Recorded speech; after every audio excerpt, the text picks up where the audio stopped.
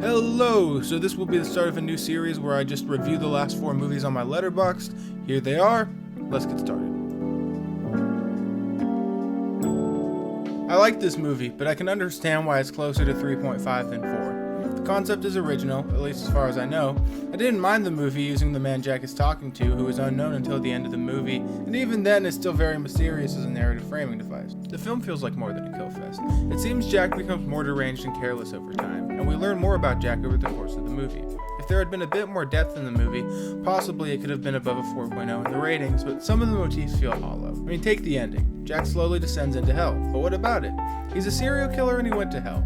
He got what he deserved. I don't think that serial killers go to hell is exactly groundbreaking social commentary. Yes, he followed this guy into hell, maybe because he was just arrogant, but that's it. I don't sense any meta commentary. I don't think there's anything else to say about the ending. The movie is certainly interesting and stimulating for people with ADHD, and anyone else, I guess. There's a lot of action, and the movie's disturbing. The kills are disturbing in a way where you can't look away, but it doesn't feel like a snuff fest at all. There's not much gore in this movie, and that's a good thing. The movie's not for people who want to see gore, but it also lacks a bit of the substance for the people who want to analyze this disturbing movie. Despite my criticisms, I ended up giving it a generous 4.5 out of 5 stars, because the movie was still quite compelling, and maybe because I'm bad at deciding when a movie should have 4 or 3.5 stars. Alright, moving on to Lion. Full disclosure, I missed a little bit of this movie at the start, but I still watched most of it just a bit at the start. This movie is based on a true story and leans toward the faithful side in terms of accuracy, so I won't rate it the same as I rated The House That Jack Built. I'm going to go off on a bit of a tangent here for a second and explain one of the principles for how I rate movies. I rate movies based on how I think they accomplished their own goal, in addition to how much I enjoyed the movie. You can't watch a horror comedy movie like Scary Movie and say, well, I wasn't scared, 2 stars. And on the other hand, if I'm watching an art house movie, I'm only going to watch it if I feel very attentive and want to analyze something. Because otherwise I'm going to find the movie boring and not absorb the true concept or message of the movie and waste my time.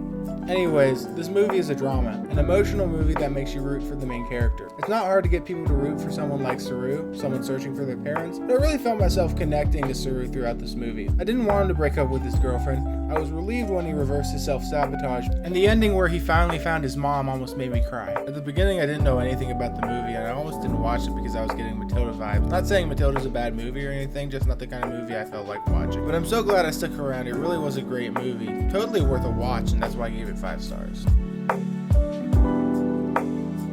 I liked The Heart of Champions. Not as much as I liked Lion, but I liked it and watched every minute. Sorry, I try to pick movies I'm gonna like, and I'm good at it, so I don't end up giving out a lot of bad ratings. Now, just from the name, you could probably guess exactly what this movie was going to be about, and you would probably be 100% right, but you would still end up liking most of the movie. I was thinking about giving this movie 5 stars, but it fucked up really bad near the end. Now, I want to say that I also respect the ending, because that ending was clearly a half-decent attempt to set itself apart from other heartwarming sports movies. But when you spend the majority of the movie entrenching yourself into a certain box, and then you try to break out of that box at the end of the movie, you don't get a movie that thinks outside the box. You just get a nice box with an ugly hole in it. That's what this ending feels like, an ugly hole. First off, Alex did not kill John, so for everyone to blame him and then make him have this half-baked redemption moment where he stops his dad from stopping the team from racing felt extremely lazy. I mean, I feel like I was punished for becoming invested in every character in this movie. That being said, I still respect what the movie was trying to do with this ending, and overall I still enjoyed the movie, so I gave it 4 stars.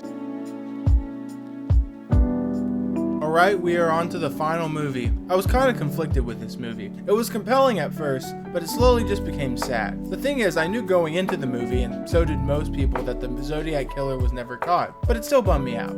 What saved the ending for me was how they tried their best to give us closure. Lee, the main suspect for the Zodiac killings, gave us a kind of O.J. Simpson ending. You can't charge him, but it's probably him. My only problem was I feel like there were some loose ends with Graysmith. I mean, what happened? Did he repair his relationship with his wife and kids? Did he end his obsession with the Zodiac Killer after he wrote the book? Alright, so I just looked it up, and yes, Graysmith fixed his relationship with his kids, but his wife did divorce him, so it could be worse, I guess? Anyways, I give this movie 4.5 stars. Great movie, but I kind of wish they went for historical fiction at the end. Alright, so that's it. I never wrote a script for a video before, and I haven't made a real video in like 6 years. But I think I'll be making a lot more of these videos soon. There's something intangible about creating something that I just love. I forgot how much I loved it. If you made it this far, thank you, and please consider subscribing. There are more reviews and more videos to come.